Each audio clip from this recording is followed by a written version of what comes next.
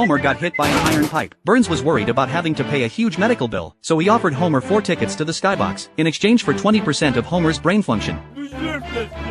They didn't have to wait in long lines, they took the VIP entrance, and they could even pick any perfume they wanted. But Homer's co-workers didn't get anything at all. Instead, they had to take a punch as a tip. Homer ate sushi while watching the game, and their friends in the regular seats were super jealous. They stacked up on top of each other just to get a whiff of the vinegar. Bart said, "Here come these losers." Homer dumped hot caramel sauce right on them. Then they went back to enjoying their VIP treatment. Lisa even got a hockey stick from one of the players. When they got home, Homer helped Lisa hang her souvenir on the wall. That night, Lisa was fast asleep, completely unaware that the termites inside the hockey stick had crawled out and started chewing on the furniture. The next day, Marge reached for the dishes, only to see their neighbor Flanders. The doorknob fell off as soon as she pulled it gently. Homer, who was in the bathroom, fell right through the floor and landed on the dining table. The exterminator realized these weren't ordinary termites. His plan to get rid of them for good? Either turn into a bug and bite them, so they wrapped the entire house in plastic. But kids passing by thought a circus had moved in.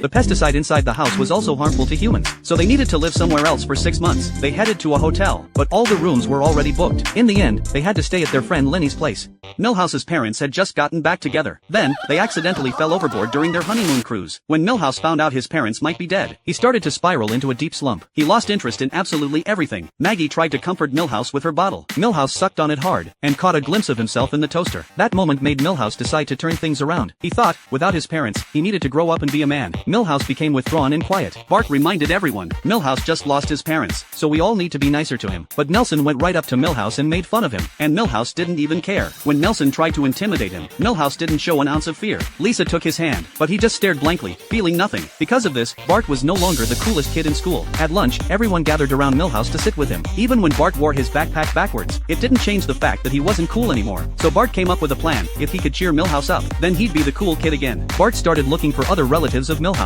Suddenly, he remembered. Every Christmas, Milhouse got butter cookies from his uncle. So Bart picked up the phone and called the uncle right away. A few days later, Bart went to pick up Milhouse's uncle. When he saw how cool the uncle was, Bart couldn't help but ask, "Can you be my uncle too?" Norbert replied, "All I can give you is butter cookies." When Norbert found Milhouse, Milhouse told him he could take care of himself just fine. Norbert pulled Milhouse close. "You won't be alone anymore, son."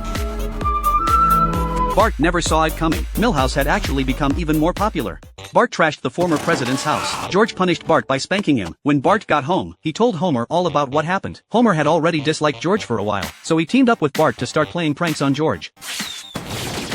George tried to fight back by making a banner, but the other neighbors misunderstood it. They thought George was insulting himself. One day, Homer made 2 life-sized cutouts, and pretended they were George's sons. As soon as George opened his front door, he saw the sons flying up into the sky. Homer quickly signaled Bart, and Bart rushed to squirt glue all over George's head. Then Homer put a clown wig on George. The bright, colorful hair made George a laughingstock in public, so George decided to get revenge. He drove his car onto the Simpsons' lawn to vent his anger. Homer and Bart hatched a plan. They grabbed a box of locusts, and planned to sneak them into George's house. George was staring at his handiwork, the ruined lawn, and feeling pretty pleased with himself. When he looked down, he happened to catch Homer and Bart in the act. George jumped into the sewer, and a fight broke out between him and Homer down in the pipes. Homer wasn't as quick as George, so he took the chance to grab a handful of dirt and throw it at George. Then he used his weight to pin George down. George had no choice but to pull out a hidden weapon. At that critical moment, Bart threw the box of locusts into the mix. While the 2 men were fighting fiercely, George's wife ordered him to apologize to Homer. He had to obey. But after this incident, they moved out of Springfield right away. Soon, the house was sold, and the new neighbor turned out to be former President Jerry. He shared the same hobbies as Homer, and the 2 quickly became good friends.